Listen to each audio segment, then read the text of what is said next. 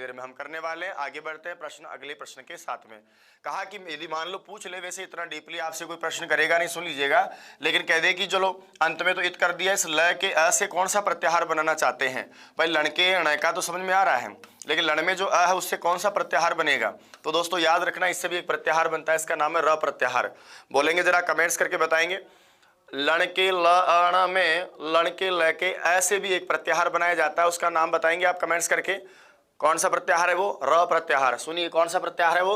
र प्रत्याहार। उस र प्रत्याहार में दो अक्षर आते हैं, एक का नाम होता है र और एक का नाम होता है ल। परीक्षा के दो सवाल बताइए, लण सूत्र के ल के अ की संज्ञा करने के द्वारा कौन सा प्रत्याहार बनाना चाहते हो? र प्रत्याहार। बोला र प्रत्याहार में कितने अक्षर आएंगे, तो मैं यही याद करवा देता हूं, आगे भी चर्चा करूंगा। उस प्रत्याहार का नाम है र प्रत्याहार। इसमें कितने अक्षर आएंगे, तो आप कहेंगे सर दो। कौन कौन आएंगे, तो एक का नाम र और दूसरे का नाम होता है ल। नेक्स्ट बढ़ते हैं इस चर्चा के बाद अगले प्रश्नों को देखते हैं। माहेश्वर सूत्रों में आपके लिए कौन सा अगला प्रश्न है, ये देखिए साहब लिख भी रखा है कि लण सूत्र में जो ल में अ, इसकी इस संज्ञा का प्रयोजन क्या है, परीक्षा में पूछ ले तो हम कह देंगे साहब उसकी इस संज्ञा का प्रयोजन है र प्रत्याहारों का निर्माण करना। और बोले र प्रत्याहार में कौन कौन से अक्षर आते हैं, तो र प्रत्याहार में आती है रेफो रलयो संज्ञा, अर्थात एक र वर्ण आता है और एक आपका ल वर्ण आता है। कुल मिलाकर कितने वर्ण आते हैं? दो। ये हाइवर्ट के र से स्टार्ट होता है, हल्के है ना, वहाँ पहुँच जाता है। इससे डीपली आपको प्रश्न करेगा नहीं, मैं आगे बढ़ जाता हूँ, सुनिएगा। कहते हैं कि माहेश्वर सूत्रों में प्रत्येक अक्षर को एक ही बार पढ़ा है ना, स्वर वर्ण भी एक एक आया, लेकिन एक अक्षर आप देखते हैं इसका नाम है, और ये आया है कितनी बार? दो बार। परीक्षा का अगला प्रश्न सुनिए। परीक्षा का प्रश्न हो सकता है कि कौन सा ऐसा वर्ण है जिसको भगवान पाणिनि ने प्रत्याहारों में दो बार गिना है, बताइए उसका नाम क्या है। कमेंट्स करके बताएंगे आप उसका नाम क्या है। प्रश्न समझ में आया? माहेश्वर सूत्रों में कौन सा ऐसा अक्षर है, वर्ण है, स्वर या व्यंजनों में से जो दो बार आया है। तो मैं वर्णों की बात कर रहा हूं इस समय, तो आपका उत्तर होना चाहिए ह वर्ण। बताइए वो कहाँ कहाँ आया? हाइवर्ट में भी है लिया है और हल में भी है लिया है, तो आपका जवाब होना चाहिए सर ह वर्ण दो बार आया, बाकी सभी वर्ण एक एक बार आए। अगला प्रश्न और सुनिए। कहा कि अंत में भी एक एक अक्षर को एक एक बार ही जोड़ा गया है, किसी का रिपीटेशन नहीं हुआ, लेकिन परीक्षा में प्रश्न आ जाए कि कौन सा एक अंतिम इतवर्ण, प्रत्येक माहेश्वर सूत्र के अंत में भी हमने व्यंजन वर्ण जोड़ा है, लेकिन वो एक ऐसा भी इत है जो भी दो बार आया है। कमेंट्स करके जवाब दीजिएगा, क्या आप समझ गए मेरी बात को? अंतिम भी एक इतवर्ण जोड़ा है, यानी अयुण में ण, रिलरिक में क, आदि में जो ण क जोड़े हैं, उनमें जो अंतिम 14वें में 14 माहेश्वर सूत्रों में जो अंत में एक इतवर्ण जोड़ा गया है वो भी दो बार जोड़ा गया है एकमात्र, और उसका नाम है ण। ये ण कहाँ कहाँ आया है, तो आपका जवाब होना चाहिए सर अयुण में भी ण आया है और लण में भी ण आया है। तो याद रखिएगा, सामान्य परीक्षा का प्रश्न हो कौन सा वर्ण आया, तो है वर्ण का ही नाम देना है, क्योंकि इत वर्णों का हम वर्णों में ग्रहण नहीं करते हैं, इसलिए जवाब होना चाहिए है। लेकिन कौन सा इत वर्ण, यानी 14 माहेश्वर सूत्रों में जोड़े गए अंतिम में से कौन से इत वर्ण है जो दो बार आया है, ण का नाम लेना है। ण या आया है अयुण में और लण में, इसलिए अण प्रत्याहार का निर्माण दो प्रकार से किया जाता है, एक पूर्व वाले से और एक पर वाले से। चलिए साहब अगला परीक्षा का प्रश्न ढूंढते हैं। अगली परीक्षा का प्रश्न ये था, पूछ लेगा कि जो आपने पाणिनि भगवान से हम प्रश्न कर रहे हैं कि पाणिनि जी आपने पहले अ यु रिलरी आदि स्वरों को पढ़ दिया ना, हमें कोई दिक्कत नहीं, आपने पहले स्वर पढ़ा दिए, फिर आपने व्यंजन पढ़ाए। तो श्रीमान जी ये बताइए, पाणिनि से हमारा सवाल है कि हायवर्ट आदि को तो व्यंजन वर्ण है ना, मैंने सुना है प्योर व्यंजन तो हलंत होता है। फिर पाणिनि जी आप तो स्वयं व्याकरण बनाने वाले हैं, आपने अ ई उ रिलरी आदि स्वरों को पढ़ाने के बाद व्यंजन प्योर पढ़ाने चाहिए थे, आपने ये हायवर में हलंत न बता करके आपने तो ऐसे बता दिया हा या। तो मुझे बताइए कि आपने यहाँ व्यंजन वर्ण बता रहे थे तो इस स्वर को बार बार क्यों घसीट रहे हैं? य में भी आपने य में अ पढ़ दिया, जितने भी आपने 33 व्यंजन माहेश्वर सूत्रों में बताए हैं तो हा य व र ल य म ङ ण न कापा चाटा खापा चाटा था आदि में बार बार ए का पाठ क्यों किया? ए को तो आपने पहले ही बता दिया, स्वरों का पाठ आपने पहले ही कर दिया, तो व्यंजनों में बार बार ए का पाठ क्यों करे जा रहे हैं? क्यों उसको जबरदस्ती घसीटे जा रहे हैं? व्यंजन तो आधा होता है, उसको प्योर व्यंजन बताइए ना, ऐसा हमारा प्रश्न हो। जवाब सुनिएगा, हायवर आदि व्यंजन वर्णों में हमने एक स्वर का पाठ किया है। देखिए लिखा है शुद्ध स्वर हमेशा स्वर के रहित होता है, यानी प्योर व्यंजन हलंत होता है, उसमें स्वर नहीं होता है। फिर आपने हायवर आदि में इन सभी व्यंजन वर्णों में अ को जोड़ जोड़ के अस्वर का पाठ किस लिए किया? तो सुनिएगा जवाब यहाँ से, क्यों इसलिए किया? क्योंकि बिना स्वर के व्यंजन वर्णों का उच्चारण संभव नहीं है। लिखा है न अंतरेण अचम, अचों के अंतरेण यानी बिना स्वरों के बिना व्यंजन से उच्चारणमपि भवति, व्यंजनों का उच्चारण संभव नहीं था। समझ रहे हैं मेरी बात को? अरे मैं पाणिनि जी का जवाब होगा, अरे मैं भैया लिख तो देता, लेकिन हमको तो इनका पाठ करना है, बोलना है, तो बिना व्यंजन का स्वर के व्यंजन का उच्चारण कैसे करते। इसलिए आपका परीक्षा का सवाल सुनिए वापस। हकार आदि सु अकार किमर्थम, हकार य व र ल आदि व्यंजन वर्णों में अ का पाठ क्यों किया। जवाब होगा आपका परीक्षा में उच्चारणार्थम, उच्चारण के लिए। जवाब बताएंगे एक बार मुझे, उच्चारण के लिए। जवाब क्या देंगे आप, उच्चारण के लिए। क्यों, क्योंकि बिना स्वरों के व्यंजनों का उच्चारण संभव नहीं होता। आ जाइए, लेकिन फिर एक सवाल पैदा हो गया, तो क्या लण में जो लय में अ है वो भी तो स्वर है, वो भी तो अ पड़ा है, क्या वो भी उच्चारण के लिए है। परीक्षा का अगला सवाल यदि दोस्तों परीक्षा में आ जाए तो क्या लण सूत्र में जो ल अ न ऐसा पड़ा है वो बताइए क्या ये भी उच्चारण के लिए है। तो जवाब होगा नहीं नहीं नहीं नहीं, यहाँ अ उच्चारण के लिए मात्र नहीं है, बल्कि ये तो इत संज्ञा के लिए है। इत का बोले तो भाई इत क्यों, अरे भैया र प्रत्याहार बनाना है। कितने वर्ण आएंगे इसमें, अरे भैया 2 आएंगे। बोले कौन कौन आएंगे, एक का नाम र और एक का नाम क्या आएगा ल। तो सभी वर्णों में, व्यंजन वर्णों में अ उच्चारण के लिए पड़ा, क्योंकि बिना स्वर के व्यंजन का उच्चारण नहीं होता। लेकिन लण में जो लय में अ है उसका उच्चारण हेतु विशेष प्रयोजन नहीं है, उससे इत संज्ञा उसका नाम दिया गया है, उससे इत बनाना है, इत यानी र प्रत्याहार की सिद्धि करनी है, इसलिए भी उसका पाठ लण में ल का अ का पाठ किया गया है। नेक्स्ट बढ़ जाते हैं दोस्तों। तो ये 3 विशेष माहेश्वर सूत्रों से संबंधित बातें थी जो आपको ध्यान में रखनी है। वापस दोहरा देता हूं, सुनिएगा। जो मेरे प्रश्न था उसका एक जवाब कि 14 माहेश्वर सूत्रों के अंत में इत वर्ण जोड़े हैं। लण में भी ल को इत कहा गया है, टोटल 15 इत हैं। ह वर्ण की 2 बार पाठ आया है, इत वर्ण जो है उसका भी 2 बार पाठ आया है। कहा क्यों बार बार ये आप इत इत कह रहे हो, चाहते क्या हो इससे। अरे भैया मैं इत के द्वारा प्रत्याहारों का निर्माण करना चाहता हूं। इत इसलिए नाम दिया क्योंकि इत की सहायता से इत को जोड़ करके प्रत्याहार बनाते हैं। कहा गुरुजी ये प्रत्याहार क्या चीज है, तो आइए मैं ले चलता हूं माहेश्वर सूत्रों का ही आधा पार्ट जो आपके सिलेबस में जोड़ा है वो प्रत्याहार से पूरा होगा। आ जाइए, बिल्कुल खेताराम सुमन जी सिंह जी पूछ रहे हैं पूरा सिलेबस करवाओ क्या, यही जिम्मेदारी मैंने बताई है सर। बिल्कुल। र प्रत्याहार किसने बताया, जय चारण जी पूछ रहे हैं सर। परीक्षा का सवाल तो नहीं है लेकिन मैं बता देता हूं, पाणिनि ने जीते जी इसको स्वीकार नहीं किया, भट्टोजी दीक्षित आदि जो बाद में वैयाकरण पैदा हुए उन्होंने र प्रत्याहार स्वीकार किया है। धन्यवाद, आगे बढ़िएगा। प्रत्याहार क्या है सर, प्रत्याहार 2 शब्दों से मिलकर बना है। एक शब्द का नाम है प्रति और दूसरे का नाम है आहार। यण संधि का उदाहरण है प्रति यानी प्रत्येक का, जिसमें आहार यानी ग्रहण कर लिया जाए, वही कहलाता है प्रत्याहार। आइए, प्रत्याहार शब्द में एक उपसर्ग है प्रति, संस्कृत में आ उपसर्ग नहीं होता, आंग होता है। प्रति और आंग उपसर्ग है। यहाँ पर एक धातु है जिसका नाम है ह्री धातु। धातु का नाम क्या है, ह्री मतलब हरण करना, और घय प्रत्यय के द्वारा ये प्रत्याहार शब्द बनता है, जिसका शाब्दिक अर्थ सुनिए। परीक्षा का सवाल कि बताइए प्रत्याहार का शाब्दिक मीनिंग क्या होता है, मीनिंग क्या होता है। तो आप कहेंगे सर प्रत्याहार का शाब्दिक अर्थ संक्षिप्तीकरण होता है। प्रत्याहार का समास का, दोनों का ही शाब्दिक अर्थ परीक्षा में पूछे कि बताइए दूसरा पर्यायवाची, तो आप कहेंगे संक्षिप्तीकरण। समझ में आ रही बात। चलिए, प्रत्याहार का शाब्दिक अर्थ संक्षिप्तीकरण हुआ। कहा कि संक्षिप्तीकरण में आपने प्रति और आंग और ह्री धातु का जो और भाव में घय प्रत्यय किया है, ये जो प्रत्याहार शब्द बना है इसका व्याकरण में अर्थ क्या है। तो कहते हैं सुनिए ना, आपने व्याकरण शब्द का अर्थ पढ़ा है ना, व्याक्रियन्ति व्युत्पादन्ति शब्द अनेनिति। उसी प्रकार प्रत्याहार का भी एक शाब्दिक यानी व्युत्पत्ति लभ्य अर्थ है। कहते हैं प्रत्याहारियन्ते, प्रत्याहारियन्ते का मतलब क्या होता है, अरे भाई संक्षिप्यन्ते। प्रत्याहारियन्ते अर्थात जिसमें संक्षिप्तीकरण किया जाता है। बोला किसका किया जाता है, अरे भैया वर्णों का किया जाता है। यस्मिन माना जिसमें स माना वही क्या होता है प्रत्याहार, अर्थात जिसमें वर्णों का संक्षिप्तीकरण कर दिया जाए, जिसमें बहुत सारे वर्णों को शॉर्टकट में कह दिया जाए, जहां अनेक वर्णों को बिल्कुल लघु रूप में कह दिया जाए, अक अच अण आदि विधाओं में कह दिया जाए, वही आपका कहलाता है प्रत्याहार। आ जाइए आगे बढ़ता हूं, जिसमें वर्णों का संक्षिप्तीकरण किया जाए उसे ही बताइए क्या कहते हैं, प्रत्याहार कहते हैं। लेकिन हमारे आदरणीय भगवान पाणिनि ने इतनी बढ़िया गजब की परिभाषा दी है प्रत्याहार की। क्या प्रत्याहार दिया है तो सुनिएगा, उन्होंने प्रत्याहार की परिभाषा में क्या दिया है। आप सभी साथियों का मेरा प्यार भरा नमस्कार। मैं प्रणाम करता हूं आप सभी संस्कृत अनुरागियों का, जिन्होंने संस्कृत को मान सम्मान देकर के रीट भर्ती परीक्षा में आपने उस भाषा को चुना है। विश्वास रखिए मेरा कि मैं उस भाषा के प्रति आपके दिल में मान सम्मान पैदा कर दूंगा। मैं चाहता हूं कि आपकी रीट भर्ती परीक्षा में संस्कृत के पेपर में 28, 29, 30 सवाल हों। बाकी जिसमें आपको लगता है कि इनमें सर्वाधिक प्रश्न हमारे सही होंगे, लेकिन मैं चाहता हूं कि रीट भर्ती परीक्षा में सर्वाधिक प्रश्न आपके संस्कृत के पेपर में आए, तब जाकर के मुझे लगेगा कि मेरी सफलता या मेरी मेहनत साकार हुई, बने रहिएगा। एक बार वीडियो के लिंक को आप जल्दी से शेयर कर दीजिए ताकि सारे साथी हमारे लाइव जुड़ सकें और लाइव होकर के लाभान्वित ले सकें। नमस्कार, पीपलाज माता से आप सभी को प्रणाम।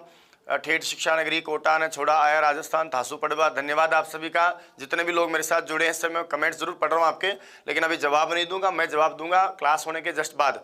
मैं नहीं चाहता आपका कीमती टाइम है ये खराब हो, मेरी बातों से आपके 2 मिनट भी खराब हो, इसलिए मुझे कोई बात कहनी होगी तो वीडियो के अंत में मैं ऐसे ही कह दूंगा। बशर्ते आपको याद दिला रहा हूँ, मैं इसलिए याद दिलाऊं। सोनू सैनी जी कह रही 9 बजे क्लास रखो। मैडम मैं भी घर जाता हूं और जब घर जाता हूं तब पूरा थक जाता हूं। विश्वास रखो, लेकिन ईमानदारी से क्लास को ज्वाइन करो। ईमानदारी से जो प्रश्न बता रहा हूं उनको तैयार करो। तैयारी है, देखो कितनी तैयारी है, नहीं है अभी सीखना बाकी है तो और पढ़ाई करो। कुछ भी करो लेकिन पढ़ो पढ़ो पढ़ो। नौकरी चाहिए, संस्कृत पढ़नी पड़ेगी। संस्कृत पढ़नी पड़ेगी तो उसको दिल से पढ़ो, सम्मान से पढ़ो, प्रेम से पढ़ो। संस्कृत के प्रति नेगेटिव मत रखो।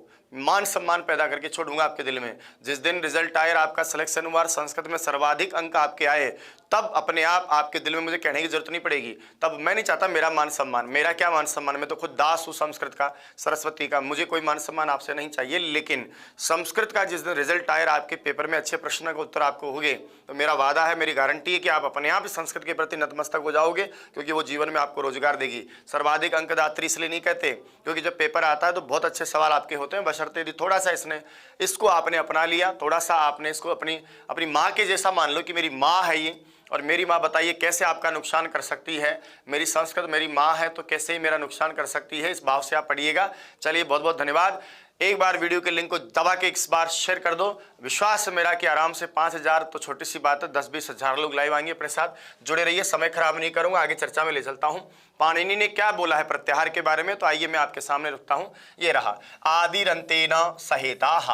कहते हैं दोस्तों, देखो कितनी सीधी परिभाषा की। एक आदि वर्ण लिया जाता है, ये आदि वर्ण कोई सा भी अक्षर हो सकता है, ए, ई, उ कोई सा भी, और उसके बाद में एक इत वर्ण लिया जाता है, अंतिम वर्ण लिया जाता है। तो एक आगे अक्षर रखते हैं, एक पीछे अक्षर रखते हैं, लेकिन कंडीशन है भैया कि अंतिम वर्ण होना चाहिए हमेशा कौन, इत होना चाहिए। अरे गुरुजी अंत में इत रखेंगे, ये इत मिलते कहाँ हैं? अरे भैया हम पढ़ लिए हैं माहेश्वर सूत्रों के अंत में, और लण सूत्र के ल में ही वही तो इत मिलेगा। तो आगे कोई भी एक अक्षर रखो। लिखा है देखिए, माहेश्वर सूत्रों में एक आदि वर्ण कोई सा भी ले लो और एक में अंतिम वर्ण, लेकिन वो अंतिम क्या होना चाहिए, इत होना चाहिए। तो कोई सा भी एक अक्षर अयुण में से अ ले लो, ऋलृक का अंत में क इत ले लो, कोई सा भी ले लो, इससे प्रत्याहार बन जाते हैं। तो दोस्तों एक आगे अक्षर रखा है, जैसे उदाहरण के लिए अ, और मैंने एक अंतिम अक्षर रखा क, कोई भी हो सकता है, लेकिन बशर्ते शर्त है, कंडीशन है कि जो क है यानी अंतिम जो अक्षर है वो क्या होना चाहिए, इत होना चाहिए। बताओ क इत है ना, क्योंकि ऋलृक के क में आता है। ठीक है भैया, तो मेरी बात सुनिए। अ को लिया, एक आदि अक्षर मेरा क्या है, अ है, अंतिम अक्षर का है, कौन सा प्रत्याहार बन जाएगा, अक। अब बताइए प्रत्याहारों में हम चलेंगे कहाँ से, अ से। तो अ ई उ न, उसके बाद में रील री का, यहाँ तक हम करेंगे खत्म। तो अ से लेकर के क तक चलोगे तो प्रत्याहार का नाम क्या हो गया, अक। अब आदि वर्ण लिया कोई सा भी, पीछे इत वर्ण लिया क, बन गया अक, यही कहलाता है दोस्तों प्रत्याहार। कहा प्रत्याहारों में कैसे अनेक वर्णों का ग्रहण हो जाता है, तो सुनिए। अब यहाँ अ से लेकर क तक के अक्षर आएंगे ना, परीक्षा में पूछ ले अक वर्ण कौन है, तो विशेष बात सिर्फ ये याद रखनी है। परीक्षा का सवाल सुनिएगा, बताइए माहेश्वर सूत्रों में ग्रहण नहीं होता है, आपको उत्तर देना पड़ेगा इत वर्णों का। परीक्षा का सवाल कमेंट्स करके बताइए क्या बात को समझ गए। प्रश्न है मेरा, मैं उत्तर बता दी हूं। अब आपसे प्रश्न है मेरा कि बताइए माहेश्वर सूत्रों में कौन से वर्णों का प्रत्याहारों में कौन से वर्णों का ग्रहण नहीं होता, प्रत्याहारों में कौन से वर्णों का ग्रहण नहीं होता। चलिए साहब, इसी प्रकार से अब बताओ, इत वर्णों का ग्रहण नहीं करोगे तो इसको हटा देंगे। अब अक में विशुद्ध बचेंगे अ ई उ और ऋल री, यही तो आपके मूल स्वर थे जिनको आप अक बोलते हैं। आगे बढ़िए सर। मैं कहता हूं कि नहीं, मैं तो अ नहीं लेना चाहता, मैं तो ई लेना चाहता हूं। जब ई लेना चाहते हो तो ई उ ऋल री, यानी इसमें केवल 4 ही स्वर आ जाएंगे आपके। इसी प्रकार दोस्तों अयुण के अ से लेकर अयुज के च तक चलेंगे। बोला ठीक है भैया चल लो। अब अच प्रत्याहार बन गया, क्या अच प्रत्याहार बन गया, लेकिन अच प्रत्याहार में क्या करोगे, अ से लेकर स्टार्ट करोगे, अयुज के च तक चलो। बताइए क्या हो जाएगा, अ ई उ रील री ए ओ आई औ। अरे ये क्या हुआ, ये तो 9 के 9 सारे के सारे कौन आ गए, स्वर आ गए। इसलिए कहा कि अच में सभी स्वर आ जाते हैं, इसलिए अचाह स्वराहा बोलेगा। परीक्षा का सवाल सुनिए, अचवर्ण कौन होते हैं, स्वर वर्ण होते हैं। अचवर्ण कौन होते हैं, स्वर वर्ण होते हैं। अचवर्ण कौन होते हैं, स्वर वर्ण होते हैं। परीक्षा में पूछ लेगा अचाह के, परीक्षा में आपका जवाब होना चाहिए अचाह स्वराह। उत्तर दीजिए, मुझे प्रश्न है आपसे मेरा। अचाह के, अचाह के, अच कौन है, अच कौन है, अच कौन है। चलिए नेक्स्ट लेता हूं। इसी प्रकार मेरा मन किया सर कि मैं एक काम करता हूँ, हैवर्ट के है से स्टार्ट करता हूँ और हल के ल तक आ जाता हूँ। बताइए कौन सा प्रत्याहार बन जाएगा? हल प्रत्याहार। तो हैवर्ट के है से लेकर हल के ल तक चलेंगे, इसमें सभी व्यंजन वर्ण आ जाते हैं, कोई बचता ही नहीं है। इसलिए कहते हैं दोस्तों हल का मतलब कि क्या होता है? व्यंजन होता है। इसलिए मैंने लिख दिया हलह कानी हलह व्यंजनानी। हल कौन होते हैं? व्यंजन वर्ण होते हैं। तो अच कौन है? स्वर। हल कौन है? व्यंजन। और देखिए साहब इसी प्रकार से मेरा मन किया कि चलो एक काम करता हूं, मैं अयुण के अ से लेकर हल के ल तक ही आर पार ही निकल जाता हूं। अरे भैया राम कुमार अयुण के अ से लेकर हल के ल तक चला गया तो बचा क्या? अब बताइए अल कहने से क्या बचा? कुछ नहीं बचाना। इसमें सारे के सारे तो स्वर आ जाएंगे और सारे व्यंजन आ जाएंगे। जब स्वर और व्यंजन आ जाएंगे तो बताओ सारे के सारे कौन आ गए? अल में वर्ण आ जाएंगे। इसलिए मैं परिभाषा लिखाता हूं हमेशा कि अल प्रत्याहार में सभी कौन आ जाते हैं? वर्ण। इसलिए कहते हैं कि अल कहो चाहे वर्ण कहो, बात एक है। ये संस्कृत की लाइन हो गई अलह वर्णाः। तीन लाइन होगी भाई साहब। अचः स्वराः हलः व्यंजनानि। क्या? अचः स्वराः हलः व्यंजनानि। और उसके बाद में मैंने कहा अलह के अलह वर्णाः। तो तीनों बातें हो गई। अब देखो कितना शॉर्टकट हो गया। मुझे कोई कहे क्या हुआ, धीरे धीरे बोलूं क्या? स्पीड तेज है क्या मेरी बोलने की? स्वाति कुमार जी कह रही हैं सर आपकी स्पीड 1.75 है, धीरे धीरे बोलो। एप्लीकेशन पर धीरे धीरे पढ़ाया मैंने तो कहता है जल्दी जल्दी बोलो। चलिए ठीक है आगे चलते हैं, कोई बात नहीं। बात करें वापस। मेरा प्रश्न तो सुनिए, मैं प्रश्न भूल गया आपके इस कमेंट्स के चक्कर में। अब ठीक है मैडम सुन गया मैं, आप कमेंट्स का बिल्कुल मैंने पढ़ लिया है। आगे आ जाओ वापस, मैं सवाल दोहराता हूँ, मेरा परीक्षा में आ जाएगा कि बताइए अचाह के आपका जवाब अभी दिया आपने स्वर दे दिया भैया। अल प्रत्याहार बिल्कुल सर सबसे बड़ा प्रत्याहार हो जाएगा। ठीक है अब आगे बढ़ो आप। मैंने क्या बोला? अलह वर्णाः। अल क्या होते हैं? वर्ण होते हैं। हाँ मुझे कोई कहे कि बेटा राम कुमार एक बात बता, मुझे स्वर सुना, तो मैं शॉर्टकट में देखो प्रत्याहारों में वर्णों का संक्षिप्तीकरण कैसे होता है, कैसे होगा। मुझे कहेगा क्या स्वर सुना, मैं कहूँगा अच। मुझे कोई कहेगा अरे भाई व्यंजन वर्ण सुना, कहो हल। मुझे कहेगा चल सारे के सारे वर्ण सुना, तो मैं क्या बोलूँगा? अल। अब बताइए सारे स्वर अच हो गए, इतना सा अच, और सारे हल वर्ण क्या हो गए? व्यंजन हल, और सारे के सारे वर्ण क्या हो गए? अल। कहाँ जोड़ आया बताइए आप? चलिए दोस्तों आगे बढ़ते हैं। अल वर्ण प्रत्याहारों में अब बात करते हैं प्रत्याहारों की संख्या का सवाल। माहेश्वर सूत्रों के साथ में प्रत्याहार जुड़े हैं। हालांकि बहुत सारी बड़ी बड़ी व्याख्याएं हैं, लेकिन हमारा काम है सिर्फ परीक्षा के सवाल को पकड़ना कि परीक्षा का सवाल किस तरह तक आ सकता है। दो विशेष प्रश्न आपके यहाँ से हो सकते हैं, याद रखना। एक प्रश्न तो होगा कि बताइए सामान्य प्रत्याहार कितने हैं। पहला प्रश्न आपके लिए याद रखना, सामान्य प्रत्याहार पूछे, संस्कृत में प्रत्याहार कितने पूछे, इस प्रकार की बातें करें तो दोस्तों आपको बता देना है कितने प्रत्याहार होते हैं। 42 प्रत्याहारों का प्रयोग किया है। 41 प्रत्याहार अष्टाध्यायी में बताए हैं पाणिनि ने। उसके बाद वार्तिककार ने स्वयं एक चय प्रत्याहार दिया। 42 प्रत्याहार प्रधान माने गए हैं। कितने? 42। परीक्षा में प्रश्न आ जाए प्रत्याहार कितने हैं, जवाब दीजिए प्रत्याहार कितने हैं। सामान्य प्रश्न है, संस्कृत में प्रत्याहार कितने हैं, जवाब दीजिए क्या होगा। लेकिन प्रश्न की लैंग्वेज ये ना हो, प्रश्न की लैंग्वेज हो कि बताइए संस्कृत व्याकरण में अब तक कुल प्रयुक्त कितने प्रत्याहार हैं टोटल। तो कुल शब्द लग जाए, कुल। कुल मतलब हो जाता है कुल, क्या? कुल। तो याद रखना कुल का आते ही आपका जवाब हो जाना चाहिए 44 प्रत्याहार होते हैं। चतुश्चत्वारिंशत् प्रत्याहार होते हैं। लघु सिद्धांत कौमुदी में भी कितने बताए हैं? 42 प्रत्याहार। तो तीन मोटे प्रश्न है जो आपको परीक्षाओं में पकड़ सकता है। बहुत बढ़िया। सामान्य आ जाए प्रत्याहार कितने हैं? 42। लघु सिद्धांत कौमुदी में कितने स्वीकार किए गए हैं? 42। तीसरा प्रश्न मेरा आपका लास्ट में, एक बार फिर मेरा ही उत्तर मैं आपसे पूछ रहा हूं, बताइए संस्कृत व्याकरण में कुल कितने प्रत्याहार है। तो क्या बताओगे? सामान्य तो 42 बता दिया, लघु सिद्धांत कौमुदी में 42 बता दिया, लेकिन परीक्षा में प्रश्न आ जाएगी बताइए संस्कृत व्याकरण में कुल कितने प्रत्याहार हैं। कुल प्रत्याहार आते ही उत्तर आपका 44 होगा। बाकी सामान्य आपके 42 ही प्रत्याहार माने जाएंगे। दोबारा सुन लो, सामान्य प्रत्याहार 42, लघु सिद्धांत कौमुदी में 42, लेकिन कुल प्रत्याहार 44। चलिए इस टॉपिक को छोड़ते हैं, आगे बढ़ते हैं। अगला टॉपिक है हमारा उच्चारण स्थान। अब दोस्तों हमारे दो टॉपिक बचे हैं, एक का नाम है उच्चारण स्थान और दूसरे का नाम है यत्न या प्रयत्न। आइए बहुत शैली में हम प्रश्न निकालते हैं, कैसे कैसे प्रश्न आपको पूछे जाएंगे। बहुत सुंदर, सभी ने 44 जवाब दिया है, धन्यवाद। पद्मा जी, कृष्णा, रीनू, महेश, देवेंद्र, लाली, अंतिमा, माया, ललिता, घनश्याम, दिनेश, कृष्णा, अनिल कुमार, बहुत बढ़िया। बढ़ते हैं उच्चारण स्थानों की ओर। क्या है उच्चारण स्थान? कहते हैं हम जब भी किसी वर्ण का उच्चारण करते हैं तो हमारे मुख में अनेक स्थान पाए जाते हैं गुरुजी, उन्हीं को कहते हैं उच्चारण स्थान। तो वर्ण की उत्पत्ति का कोई भी स्थान जो हमारे मुख से किसी वर्ण की उत्पत्ति होती है उस वर्ण को हम उच्चारण स्थान कहते हैं। हमारे मुख के जिस भाग से किसी वर्ण का उच्चारण होता है, जिस अंग से, तालु, मुर्दा, कंठ, दंत, नासिका आदि कई सारी ऐसी जगह हैं जहां पर हमारे मुख से वर्णों का उच्चारण होता है, तो मुख के जिस भाग से किसी वर्ण का उच्चारण होता है, उस भाग का नाम, उस अंग का नाम, उस अवयव का नाम, उस जगह का नाम ही उस वर्ण का उच्चारण स्थान होता है। ये लाइन परीक्षा में विशेष नहीं पूछी जाती है। परीक्षा का प्रश्न सुनिए 3, आप सुन लिए भाई साहब। परीक्षा के प्रश्न जो मैं आपको बताता हूं सुनिएगा।